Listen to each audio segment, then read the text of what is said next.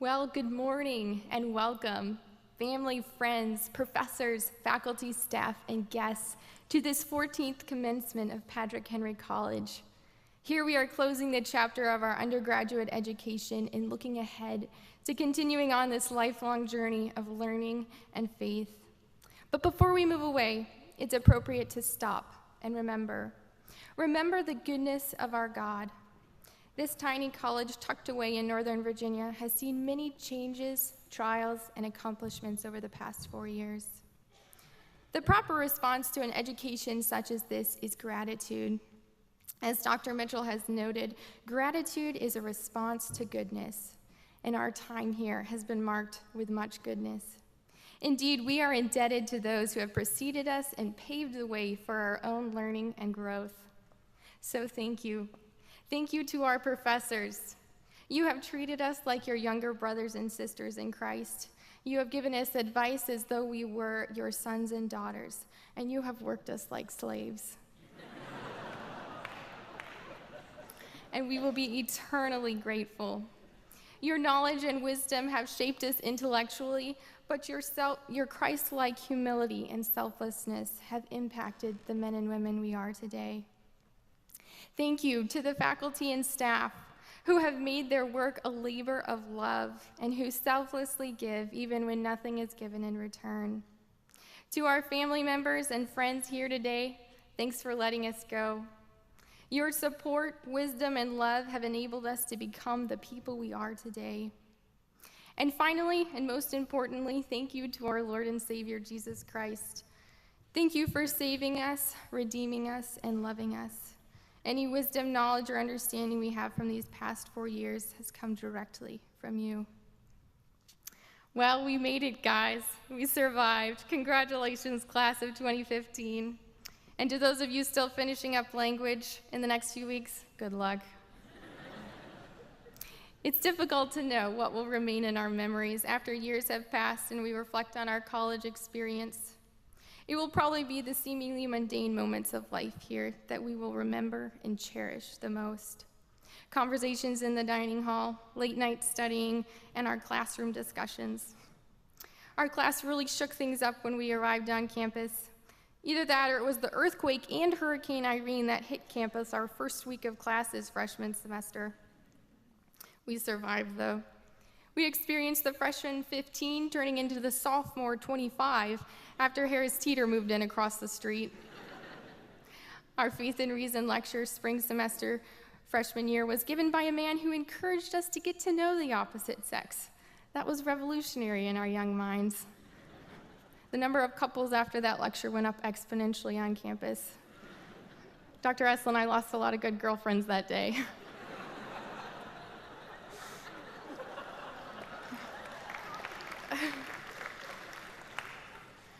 We also mourned here. We mourned the loss of our dear professor and friend, Dr. Bonnie Libby. As Colorado Gill beautifully put, Dr. Libby lit up the classroom with her presence. I will miss her warm smile and the enthusiasm in her voice when she answered a question. I don't even think she knew what an extraordinary impact she made on me. Maybe that easy, quiet love is how we shape our culture and leave a legacy. Our class has always been incredibly friendly and outgoing, as evidenced by the fact that half of you are getting married in the next 2 weeks. We've always been a pretty chill class and haven't taken ourselves too seriously. Homecoming junior year, our fun side came out when we heartily embraced our class theme of rock and roll. I have never seen so many guys with eyeliners and blue hair. And we had fun with harmonic comedies, dances, dorm football games, homecoming, and so much more. Our senior prank involved taking professors' and staff's nameplate and switching them out with our own slightly more creative name titles for them. Dr. Aikman became Lord Protector of Martian Freedom Fighters. Stephen and Bethy became directors of Martian Behavioral Improvement. I learned an important lesson that day. Don't get caught on security cameras. And what have we learned here? We've learned that logical arguments and rhetorical devices are no substitute for truth with grace and love. We've learned that beauty is found in each soul. we've learned that people are startlingly complex. As history major Benedict Chavalella put it, human lives are complex. They are oceans of ideas and experiences that seem to swirl past us faster than we can grasp them. We've also participated in a rich classical tradition. Our imaginations have been given flight through literature, history, and political theory classes. We've studied under the greats, Aristotle, Plato, St. Augustine, and Dr. Mitchell. The amount of work and learning has felt like a fire hose in our faces while we desperately try to get even a cup of water. We've toiled and we've strained, and what have we found? We found that we are weak vessels, jars of mere clay. All this to show, as the Apostle Paul says, that the surpassing power belongs to God and not to us. Our experiences here have been some of the most difficult and some of the most rewarding. For some of you, Patrick Henry College was a refuge. I don't mean a place to disconnect from the world, but a place to wrestle with your faith, to ask deep questions about life, and to learn to love. We have all also experienced loss of family members, painful sicknesses, and daily trials that plague our broken world. In The Great Divorce, C.S. Lewis says, the saved. What happens to them is best described as the opposite of a mirage. What happens to them is what seemed when they entered it to be a vale of misery turns out when they look back to have been a well. And where present experience only saw salt desert, memory truthfully records that the pools were full of water. Friends, this is true in life. Maybe when you look back on the days you felt most alone, abandoned, and fearful, great things were actually being wrought in your life. We've found hope and joy in the friendships here. The senior testimonies are evidence that you have impacted the lives of the people around you. Your love is what has made the difference, and it is the one thing that will remain after we've left. If I could leave you with one encouragement today, it would be to see your education here through the eyes of faith. I wish I could rise above the noise and distractions of this earth for even a moment to see what God sees, to escape our temporal reality for a moment and gaze from eternity. As Czech philosopher Ezra M. Kohak noted, the fulfillment of life cannot be found in its future. That future is always an end. We know that. We ought not to wonder that something perishes. We hurt when we forget that the point of life is not that it should last forever. Its overlooked wonder is that it once was. That is the miracle. That is the point. Sometimes the value of a thing lies in its existence, not in its permanence. Life is a joy simply because it is, when there could have been nothing. There is so much truth, beauty, and goodness from our experience here that cannot be quantified or measured with human means. Have faith that he who began a good work in you will carry it on to completion. All you have to do is love the Lord your God with all your heart, soul, mind, and strength, and love your neighbor as yourself. Friends, what we have is now. Don't worry about tomorrow. Tomorrow will take care of itself. In a short sermon called Learning in Wartime, C.S. Lewis exhorts, never, in peace or in war, commit your virtue of happiness to the future. Happy work is best done by the man who takes his long-term plans somewhat lightly and works from moment to moment as to the Lord. You will never know the full impact of your time here till you reach heaven. But until then, press on, dear friends, and Godspeed.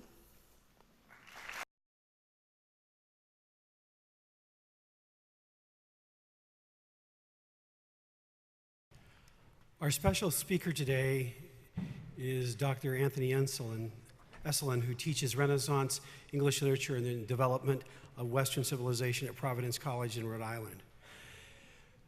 Oftentimes, we select our graduation speaker on a variety of criteria, but this year, the class chose the speaker because of their love for his message and their love for the interaction that they were able to have with Dr. Esolen during his presentation, particularly during their freshman year.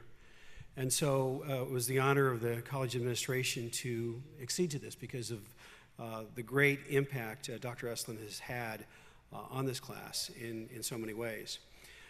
He was telling us stories of his experience here at Patrick Henry College before our time today, and he tells great stories about you all, and it's encouraging for us to hear how he has been impacted by the students here at Patrick Henry College. Dr. Esolen is one of the great scholars of our time and Christian thinkers. He is a senior editor for one of the premier Christian magazines, journals in this country, Touchstone, which is a journal of mere Christianity. He writes important works. He's a St. Louis Cardinals baseball fan. Although he is conversant in hockey, I was glad to find out, and knows the records and everything. That's an excellent, well-rounded individual. Dr. Esolen is a man after God's own heart, and he is a man that won the heart of this class, and we're pleased to be able to reunite him on this very special day with the class that came to love and appreciate his work. Thank you so much.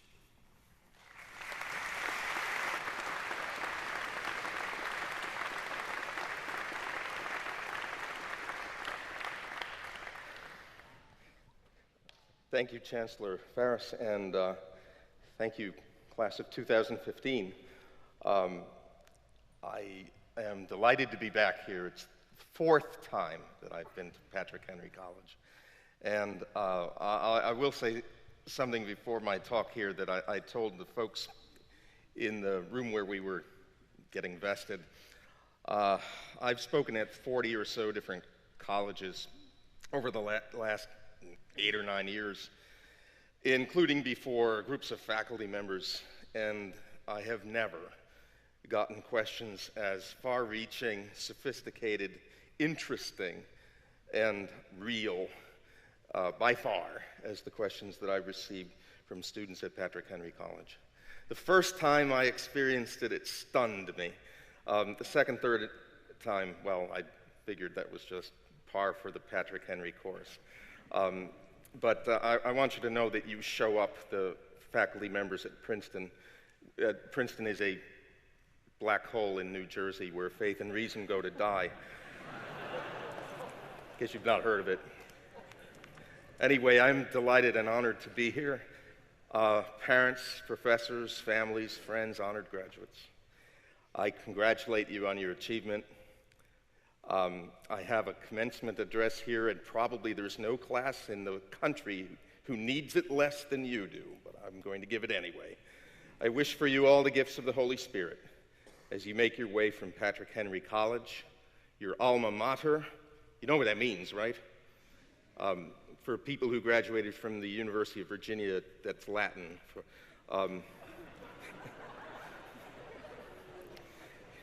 Your sweet and gentle and fostering mother, Patrick Henry College. I'll pause here as you recall sweet times of examinations and papers due, and watching words on the page swim by your weary eyes. Man is a creature, man is a creature, man is a creature who by nature desires knowledge. And your sweet mother pushes her fledglings out of the nest, and you'll fly forth into the wide world, wiser than eagles, more beautiful than orioles, stocked with the wisdom of the ages, made strong of soul by the word of God, you've been taught to cherish, dwelling upon it like the psalmist in the silence of the night. So yes, I know it's something of an ideal that I've just described. I also know that you will be tempted, and maybe you less than any graduating class, but you will be tempted, young and vigorous as you are, to shake off the wisdom of your alma mater, to pride yourself on being more than a graduate of Patrick Henry College, perhaps even to look back upon your years here with a trace of benign condescension. I was young then, says the divorcee crushing her Marlboro into the carpet. In a way, this sort of thing is natural enough. Your professors have endowed you with great treasures of truth and wisdom. They don't expect you to bury them or even to let the bankers have them. They expect you to let those gifts flourish within your minds and hearts and souls. And if you are so called by God, to bring those treasures into the public square for the sake of our foolish and pitiable but still beloved country. Yet you may be tempted to adopt what professors less wise than yours call a hermeneutic of suspicion, to pride yourselves upon seeing through the truths that you've been taught, or to think that you can see through them, considering them as merely a part of man's endless struggle for power over nature, power over other men. You may be tempted to pride yourself on knowing how to think, which is a good thing to do, by the way, know how to think, but to value the means more than the end, which is truth. As if you should pride yourself on knowing how to eat and not to care what you eat, or whether you spend your labor for what is not bread, but sawdust or poison. Truth is to the soul as nourishment is to the body. So I urge you to be courageous, both in seeking for truth and cherishing the truth you've been given. If you're going to be suspicious rather of that hermeneutic of suspicion. Be wise enough to see through the worldly wise. And allow me to illustrate by turning, as you would expect from me, to literature. This is a scene from The Winter's Tale, one of the final plays by Shakespeare. And if there's anybody here from Georgetown, Shakespeare was a famous playwright of the English Renaissance. So in The Winter's Tale, Shakespeare gives us a fascinating portrait of somebody who is like G.K. Chesterton's madman. Not the man who has lost his reason, but the man who has lost everything but his reason. If you argue with a madman, Chesterton says, you're very likely to get the worst of it, because the madman will be unencumbered by charity, common sense, ordinary observations of life, sheer humanity. His madness has all the coherence and stark simplicity of a machine, wheels within wheels, turning and grinding, turning and grinding. If you begin with one false principle and you hold to that with all the ferocity of pride, the stronger your brain is, the more firmly you will fix yourself in error. Sometimes we have to thank God that people are illogical, because otherwise they would never stumble into truth again, having begun from false principles. This is what King Leontes is in The Winter's Tale. He's adopted the hermeneutic of suspicion. He thinks his wife Hermione has been having an affair with his boyhood friend Polixenes. That friend, king of faraway Bohemia, he's been visiting him in Sicily for 9 months, just long enough, if they made their plans to have their affair in the airport washroom, just long enough for Polixenes to be the father of the child that Hermione is carrying and is due to bring to birth any day. Everything Leontes sees confirms his suspicion. Other people see the obvious. Hermione is a gracious hostess. Polixenes is a gracious guest. But other people are naive. Other people see that Hermione is a woman of great dignity and faith and charity who loves her husband dearly. Other people see that Polixenes can chatter delightfully with her precisely because they're innocent. They know no harm. But Leontes has keener vision than they have. To use an example today, other people see that children need a mother and a father, but the wise among us see a patriarchal plot to promote the common good and the love of men and women for one another. We can't have that. Leontes, you see, having his degree from one of our great universities, he knows what they really are up to.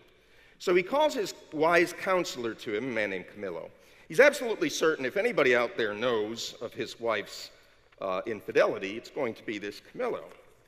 But Camillo is no blockhead. When Camillo professes not even to know what Leontes is talking about, saying that if anyone but the king had insinuated such a thing about Hermione, he wouldn't have stood by but have taken present vengeance, the king bursts into a fusillade of argument. tries to overwhelm Camillo with evidence upon evidence. Camillo says, well, this is nothing, this is nothing. Leontes is whispering nothing, leaning cheek to cheek, meeting noses, kissing with inside lip, stopping the career of laughter with a sigh, a note infallible of breaking honesty, horsing foot on foot, skulking in corners, wishing clocks more swift, hours, minutes, noon, midnight, and all eyes blind with the pin and web. There's only that would unseen be wicked. Is this nothing? Well, then the world and all that's in it is nothing. My wife is nothing, nor nothing have these nothings if this be nothing. Of course, the key word in the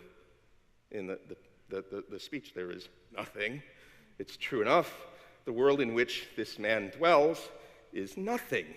It's a web of self-deception, envy, suspicion. Everything fits in this insane world.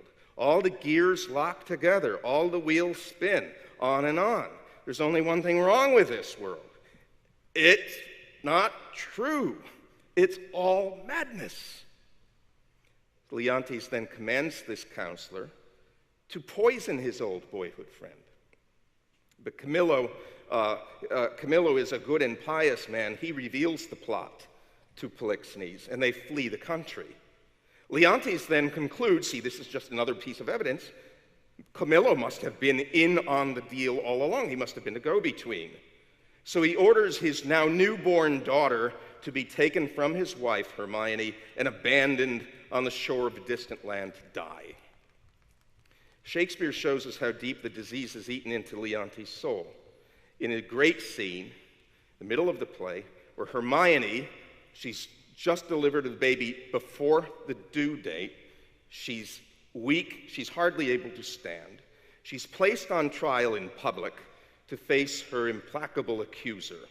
Leontes is so sure of himself, he sent ambassadors to the oracle at Delphi to confirm the truth of his suspicions. Hermione defends herself as well as she can. All she can say, after all, is, I didn't do any of these things. But in an act of trust and piety, she says, I do refer me to the oracle, Apollo be my judge. Now, if you know anything about oracles in Greek romances, you know that oracles are riddlers. Oracles say things that are hard to understand. So we expect as much from this oracle.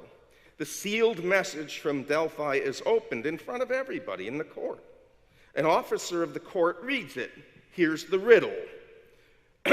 Hermione is chaste, Polixenes blameless, Camillo a true subject, Leontes a jealous tyrant, the innocent babe truly begotten, and the king shall live without an heir if that which is lost be not found. That is, how could the message be more clear? It's even clearer than some of the clauses in the United States Constitution. So, for instance, Congress shall pass no law respecting the establishment of religion or prohibiting the free exercise thereof. How could it be more clear? Leontes snatches the letter from the officer and he reads it. There is no truth at all in the oracle, says he. Session shall proceed, this is mere falsehood. At which point, double punishment suddenly falls upon the king. Well, you're going to have to read The Winter's Tale to find out what happens. And to experience the most wondrous final scene, the most shocking final scene of any play ever written, in my opinion. My point is to show that the hermeneutic of suspicion is a very strange thing. It makes Leontes simultaneously proof against the strongest evidence brought before him, and credulous of the slightest things, a whole heap of nothings, wisps of a nightmare imagination. There's no fool so impervious to reason as is the fool who prides himself upon his reason, who looks upon sweet and innocent things as if they were also plots, part of some grand plot, as Satan does in Milton's Eden, watching in secret as Adam and Eve embrace and kiss. Aside the devil turned for envy, yet with jealous leer malign eyed them askance, and to himself thus plained, sight hateful, sight tormenting. Thus these two in paradise in one another's arms, the happier Eden, shall enjoy their fill of bliss on bliss, whilst I to hell am thrust, where neither joy nor bliss, but fierce desire, among our other torments not the least, still unfulfilled with pain of longing, pines. What do you do about that when people around you seem to joy in the innocent good things of this life, seem to take joy in their faith? Make sure, do your darndest to see to it that nobody else enjoys that bliss that you can't take part of. Make sure no one else basks in the sweet light of truth. For only in destroying I find ease to my relentless thoughts, says Satan. So what I recommend to you, instead of this prideful, envious, and blinding hermeneutic of suspicion, well, you probably would know. I don't have to tell you, but I will. The humble and grateful hermeneutic of wonder. Return to the psalmist. Oh, how I love thy law, he exclaims. It is my meditation all the day. He does not say it's his object of scholarly study. It might be that, but it is his meditation. He stands before it as you would stand before a thing of awe, like a mountain of Lebanon, adorned with cedars, veined with cataracts. He loves it. How sweet are thy words unto my taste, he says. Yea, sweeter than honey to my mouth. He lives by it. Thy word is a lamp unto my feet and a light unto my path. For with thee is the fountain of life, says David. In thy light shall we see light. Cultivate suspicion for its own sake. You cultivate what Milton calls darkness visible, a bizarre darkness that reveals regions of sorrow, doleful shades where peace and rest can never dwell. But if you remember that you've been given great truths by your parents, by your pastors, by your professors, your dear teachers, even the knowledge of Christ, to whom Augustine often simply assigns the name truth. Truth has said, truth speaks. If you remember these things, then in gratitude for the light, you can allow that light to kindle love within you, love that will dispose you all the more to see the light. God is light, says St. John, and in him is no darkness at all. I am the light of the world, says Jesus. He that followeth me shall not walk in darkness, but shall have the light of life. Even in the humblest creatures and our fellow sinners, what our fellow sinners say and do, it's better to look for some measure of the light of God, however faintly it may shine through them, however encrusted with sin and error it may be. Gratitude opens the heart, wonder opens the eyes, opens them wide. Call it deep and pure wisdom of children. How much more precious, then, is that word of God, which when it is dark to us is dark with excess of bright, as Milton says, so bright that our eyes can't endure to look upon it. Accept that light, dear young people. They who pride themselves on suspicion are the most gullible of all gulls, because they deceive themselves. They are as wise as pigeons, and often grow to be as innocent as snakes. Be rather as wise as serpents and as innocent as doves. Bring that wisdom and innocence to others. What you've been given by your teachers and your parents, give freely in turn, in that peace without guile that the friends of Jesus know. And that is the most effective persuader. So will you let your light shine before men, that they may see your good works and glorify your Father, which is in heaven. Thank you.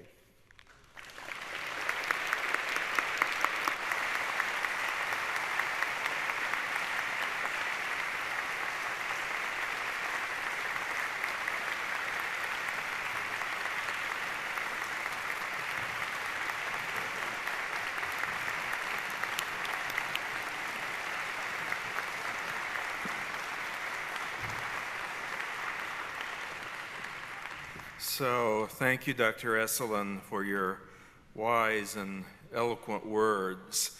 It'd be good just to bask in those for a while as we think about the implications of what they mean. And we want to thank Dr. Esolen.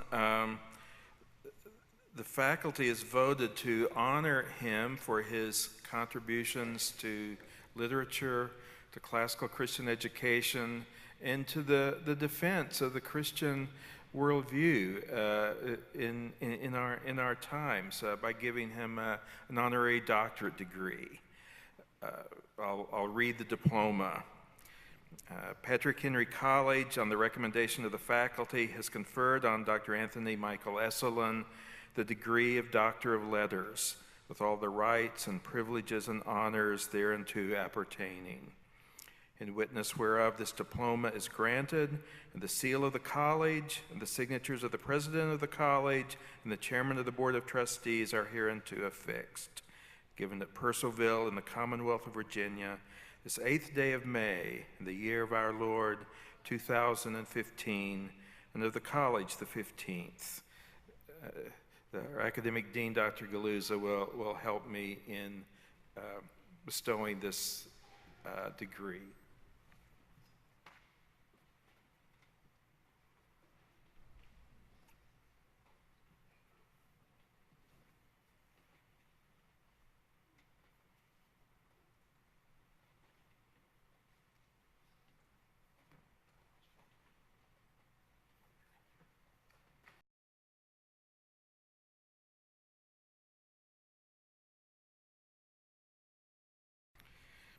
We have many outstanding students here at Patrick Henry College. Some of our students have accomplished really extraordinary tasks and have displayed academic excellence, commendable character, and leadership traits that deserve special attention. There are several awards to present today to some of these outstanding students who exemplify the best of the best here at Patrick Henry College. We're giving awards within all 5 of our majors. The first presentation will be given by the president of the Patrick Henry Alumni Association, Daniel Noah.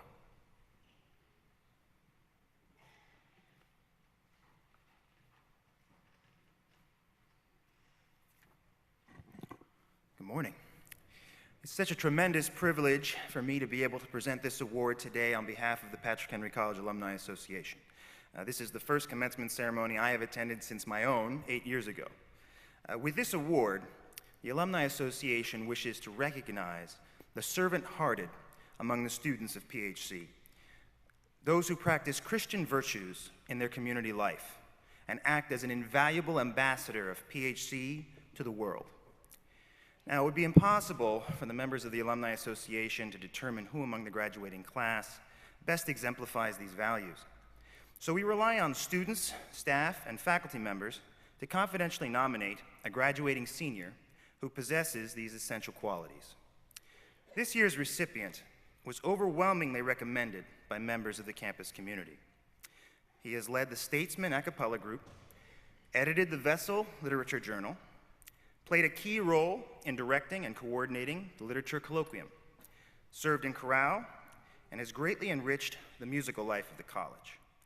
He has been described as a tireless hard worker, a careful and inquisitive thinker, a mature believer, and a steadfast friend. Always seeing the good in people and joyfully helping all he meets, he ranks among the best PHC has to offer. On behalf of the PHC Alumni Association, it is my pleasure to present the 10th Annual Alumni Award to Mr. Harrison Otis.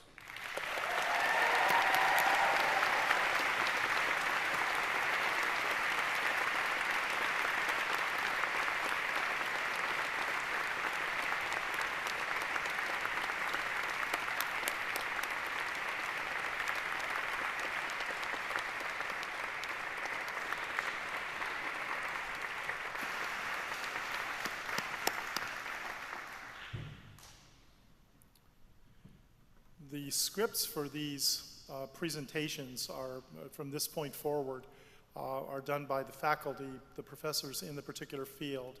And so this is from the Faculty of Classical Liberal Arts. This year's Classical Liberal Arts Award exemplifies excellence in the Classical Liberal Arts major. Throughout CLA major coursework, CLA students encounter a multiplicity of ideas animating the world's great thinkers, and they learn to articulate how God has worked in and through his creation. The CLA degree requires advanced research, writing, and speaking skills to demonstrate an understanding the vital functions of the liberal arts, both as a means of transmitting knowledge in the Western tradition to help form a robust Christian worldview, and to demonstrate the knowledge, experience, and skills to lead others on the journey towards God's truth. This year's CLA Award recipients' academic work possesses the best characteristics and qualities of a truly liberal learner, demonstrating thoughtful scholarship and spiritual leadership on and beyond the campus of the college's campus. He has modeled an authentic commitment to understanding deeply the proper role of the liberal arts in the formation of a Christian worldview. Moreover, he's consistently participated in the great conversation to glean comprehensive insight regarding his vocation. We're proud to award the 2015 Classical Liberal Arts Award to Mr. David Terrell.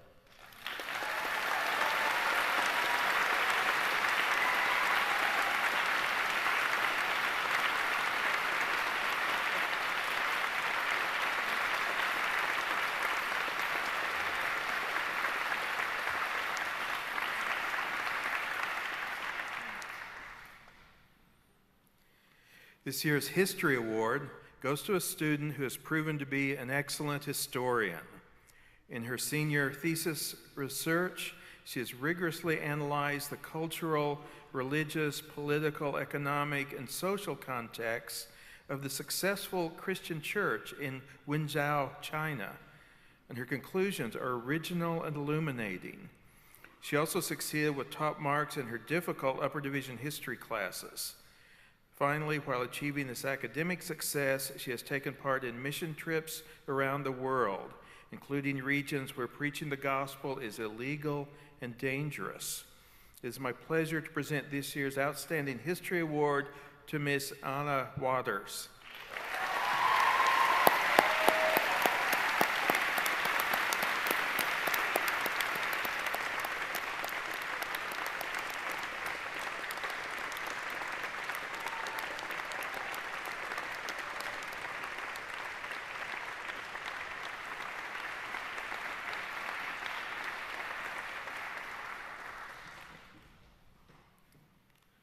The literature major at Patrick Henry College is designed to train students who will help to shape our culture through the engaging of the very literary, critical discourse that often, if sometimes subtly, defines the culture itself.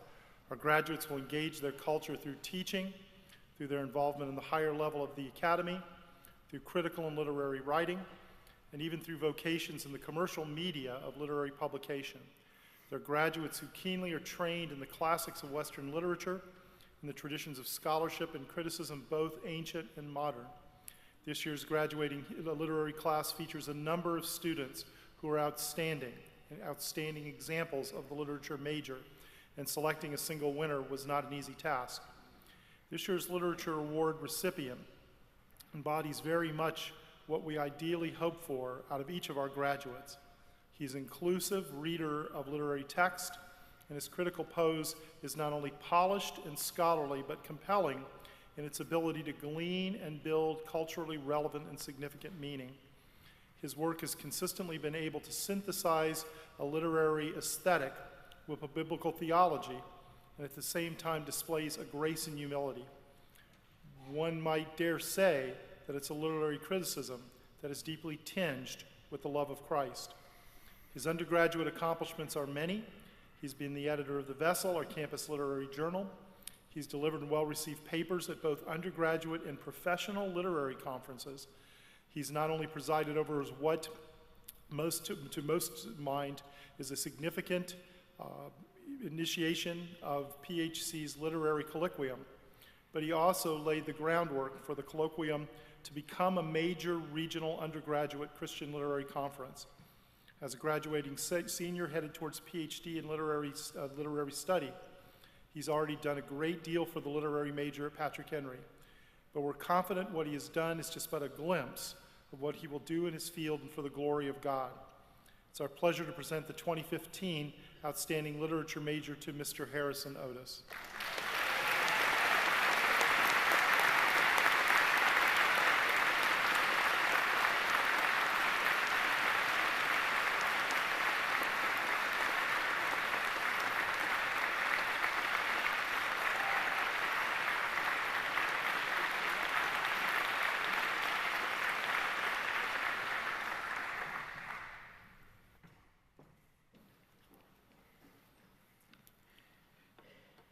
The journalism major prepares Christian students to be outstanding journalists who respect the institution of journalism and its role in maintaining a free society. Most importantly, journalism majors develop a biblically based philosophy of journalism to guide them as they seek truth as the ultimate goal in all their work. The Journalism Award recognizes a student whose outstanding character and performance demonstrates a commitment to biblical principles and excellent potential for a career in journalism.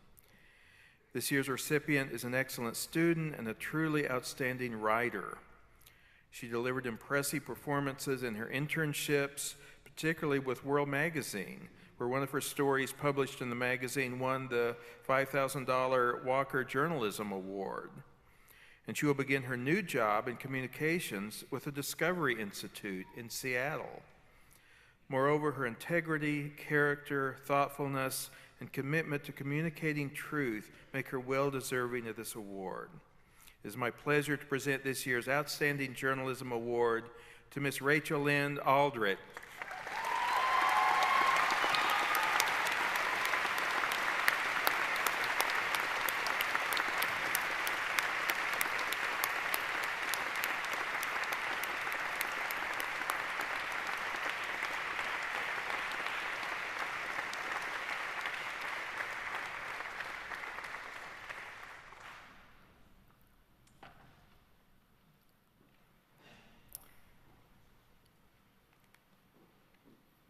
The winner of this year's Government Award has distinguished herself at PHC with a record of academic excellence, achieving an overall GPA of 3.93 and straight A's in the political theory track.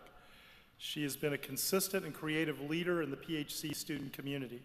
She's been a resident assistant for 2 years, a member of the Chapel Guild, active in Student Senate, and this year served as Patrick Henry College's student body president. She's demonstrated excellence in a variety of forensics activities. She served as captain of PHC's 2014 mock trial team that qualified for the national championship tournament in Orlando. And in 2013, she won the American Collegiate Moot Court Association's national championship. For 2 weeks during her sophomore and junior summers, she went to Romania with a team from her church to minister to children from rural and gypsy communities. This summer, she will be getting married, and in the fall, she will be attending on scholarship the University of Virginia School of Law. For her outstanding contributions to the government major, her service and leadership to the Patrick Henry community, please join me in congratulating the recipient of the 2015 Government Award, Ms. Catherine Tipton.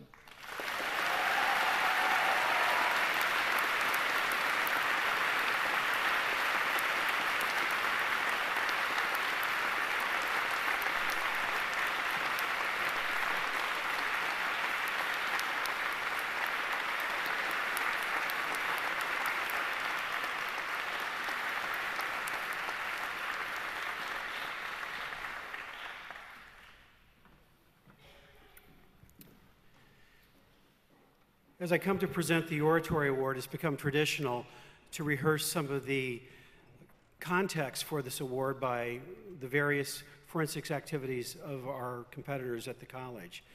This year, our debate team had a fine season capped off by another strong showing at the national tournament in Anchorage, Alaska. The Model United Nations team earned the highest possible team award yet again of outstanding delegation at the National Model United Nations event in New York City. The mock trial team won an invitational tournament and qualified 2 teams for the opening round of the national tournament and 1 team with an undefeated record at that qualifying event. Patrick Henry College is currently ranked among the top 5% of more than 650 teams in this event that entered this season. For the first time in 7 years, the Patrick Henry College Moot Court team did not capture the American Collegiate Moot Court national title, although we came in second. We tied with Morehouse College in the final round and then lost a 1-point decision when the judge was asked to break the tie valid. Despite that loss in the final round, we had an outstanding season. We won 2 national qualifying tournaments, qualified a record 19 teams to the American Collegiate Moot Court Association's national championship, which means about 13% of our student body was in the top 80 teams in the nation. All 8 of the teams that were allowed to go to the national tournament made it into the elimination rounds, 3 made the top 8, and we were again the national runner-up. In that context of so much success, it's obvious that more than one person could have easily been selected for this award, and that's certainly true this year. Our selection judged on the basis of participation in multiple forensic activities. Our winner competed on the PHC debate team as a freshman, most clearly made his mark in intercollegiate mock trial and moot court. He was the captain of the first PHC team that ever qualified into the American Mock Trial Association's National Championship Tournament. He qualified 4 times for the ACMA National Championship Tournament in moot court and advanced into the elimination rounds each season. He qualified twice for the Final Four at the National Championships in moot court, and during his career, his team won individual tournaments and national qualifying tournaments. He repeatedly earned top attorney awards in mock trial and was the top orator in regional moot court competitions. He's graduating with a 3.99 GPA, and his LSAT is in the 99.8th percentile. Not surprisingly, with that record, he earned admission at several outstanding law schools, including Harvard and Stanford, but next year he will attend the University of Chicago Law School on a full tuition scholarship, along with a prestigious Rubenstein Scholarship that will provide him a substantial stipend for each year. More importantly, he has the potential to do magnificent work for the Lord, and I'm confident that we'll hear much more of him in the future. We're very proud of this year's winner of the Patrick Henry Award for Oratory, Mr. Samuel Johnson.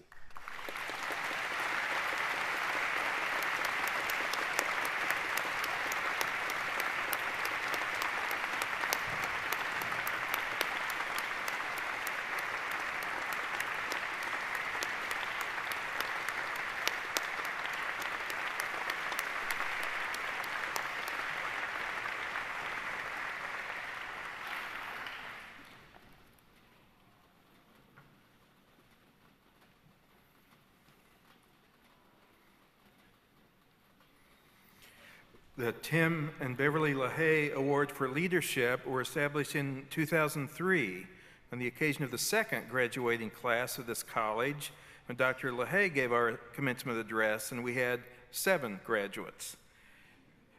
These awards are given in honor of Mr. and Mrs. LaHaye to recognize the Patrick Henry College male and female students who most demonstrate the capacity for lifelong leadership, as well as national and cultural influence.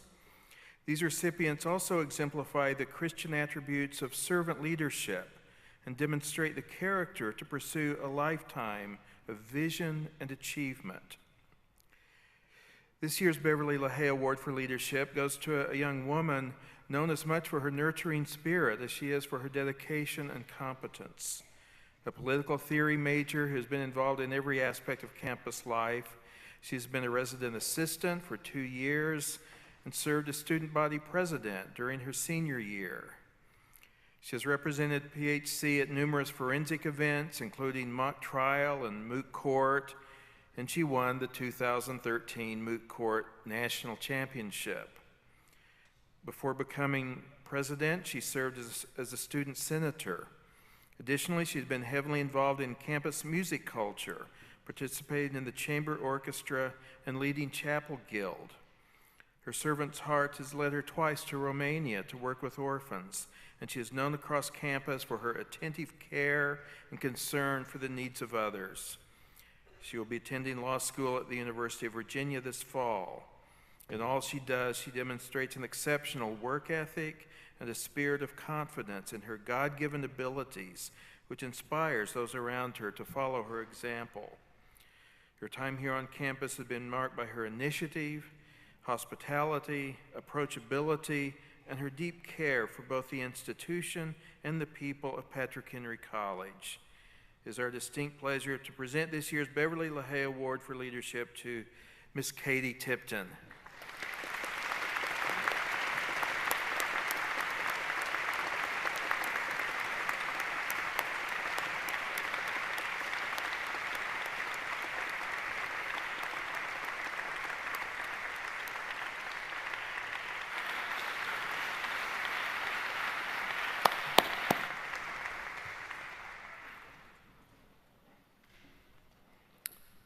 This year's Tim LaHaye Award for Leadership goes to an outstanding and accomplished young man of the PHC community.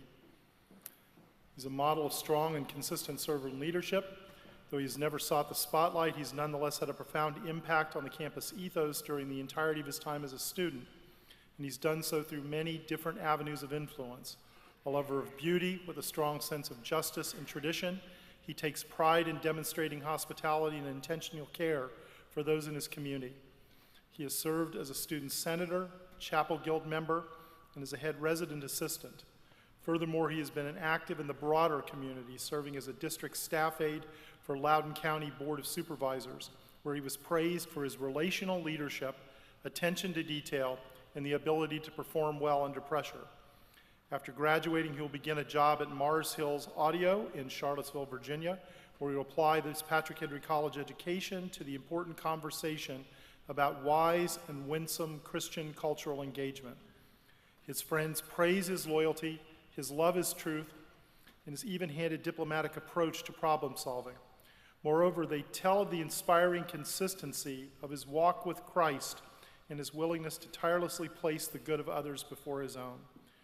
Wherever he goes, he'll seek justice, love, and mercy, and walk humbly with God, wearing the mantle of leadership with excellence and integrity. And this time, just as Tim and Beverly LaHaye are together, the Tim and Beverly Hay Award winners will be married very soon. And it's our great pleasure to present the 2015 Tim LaHaye Award for Leadership to Mr. Michael Montoya.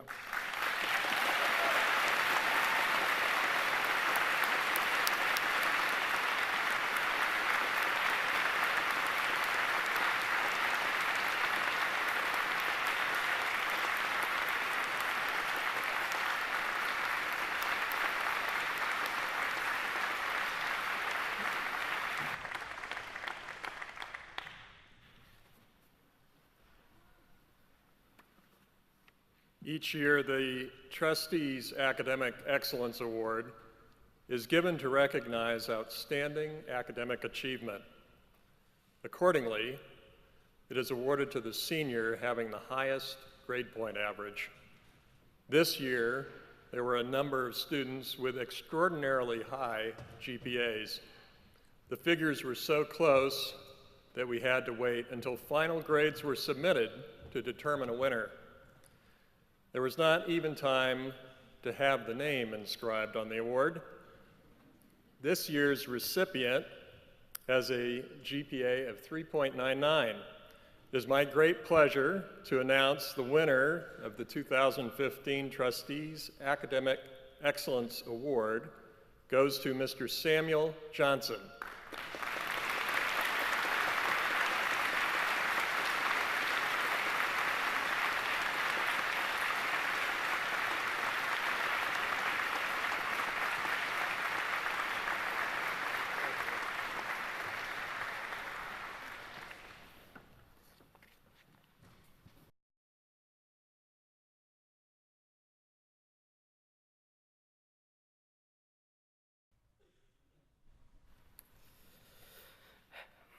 Class of 2015. We've been told that in just about 10 minutes, we will walk across this stage and enter the grown-up world. At long last, it's time to swallow the responsibility pill. We can call ourselves adults without any caveat. We've been told to enjoy this place now because we'll never have one that's quite like it. But hopefully, if we've learned anything over these last 4 years, we don't believe everything we're told. So as we leave this place, I want to encourage us to be children. We are children, after all, if the number of parents here means anything, and whatever else, we're God's children. In Matthew 18:3, Jesus says, "Unless you turn and become like children, you will never enter the kingdom of heaven." And only a chapter later, he says, "The kingdom of heaven belongs to such as these." Of course, we must be wise as serpents, and we're about to take on a staggering responsibility. We've trained to be writers and politicians, lawyers and philosophers and musicians and all those sorts of things, yet the kingdom of heaven belongs to children. Children have a ridiculous amount of faith. It's a pure faith, but it's sort of a faith that's founded on ignorance, something akin to Adam and Eve in the garden before they knew good and evil. But for us who have sinned and grown old, childlike faith can't be a thing of ignorance. We know too much. We do know good and evil. Over our past 4 years here, we've had some of the greatest happiness. We've had friendship and love, the unity of Christ's body, and the sort of worship that makes us flee from our dorms with our guitars and never want it to end.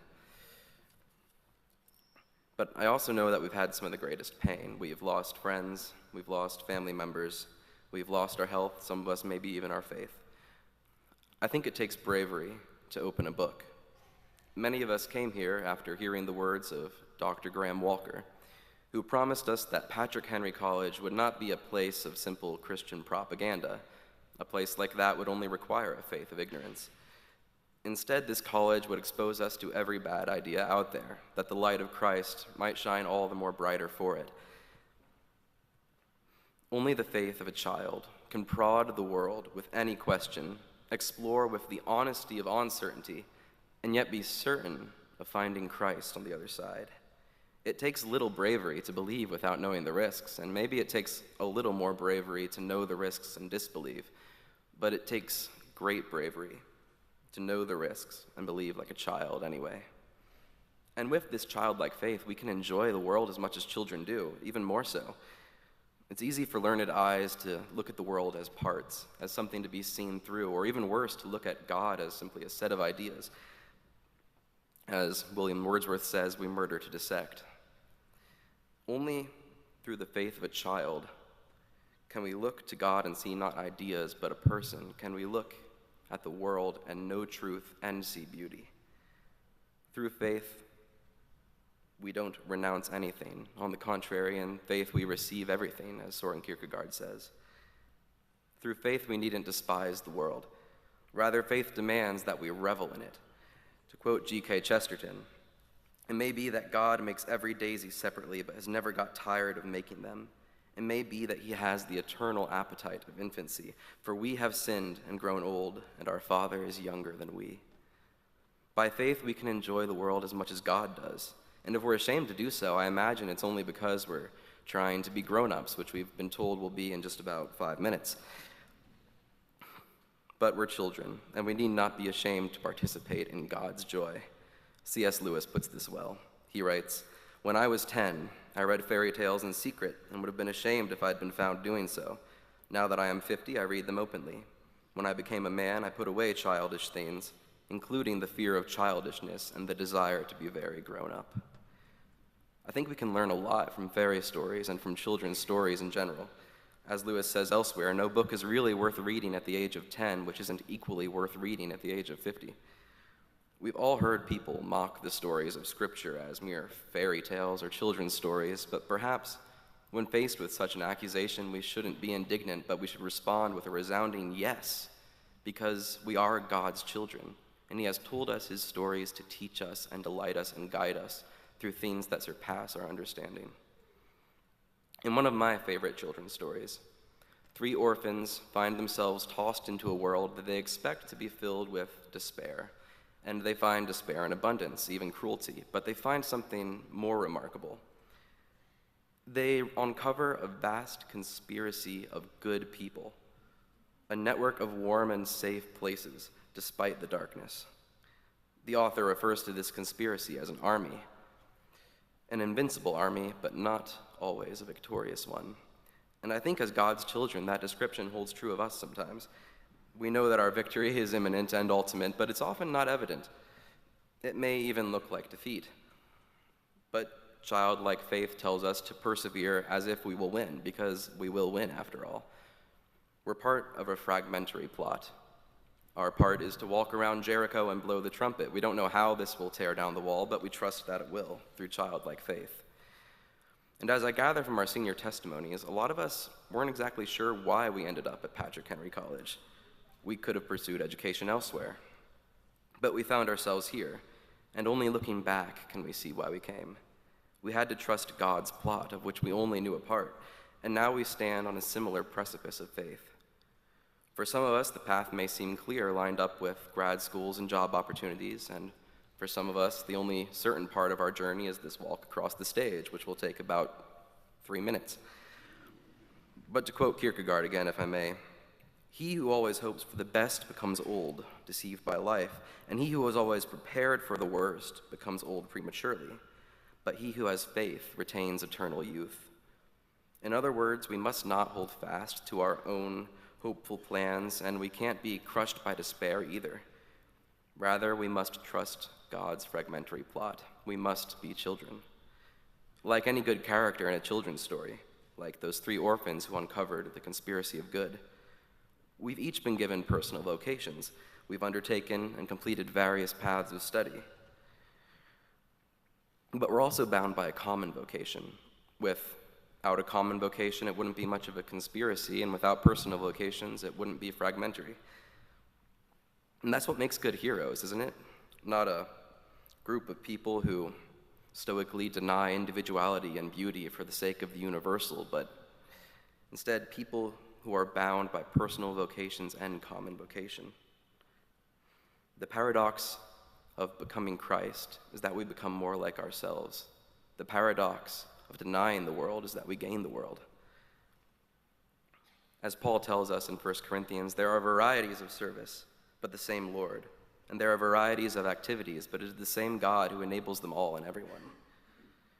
As such, like the 3 orphans in the story, we have been given individual tasks and talents with which to complete our lives, but we're also part of something much bigger, a conspiracy dedicated to goodness.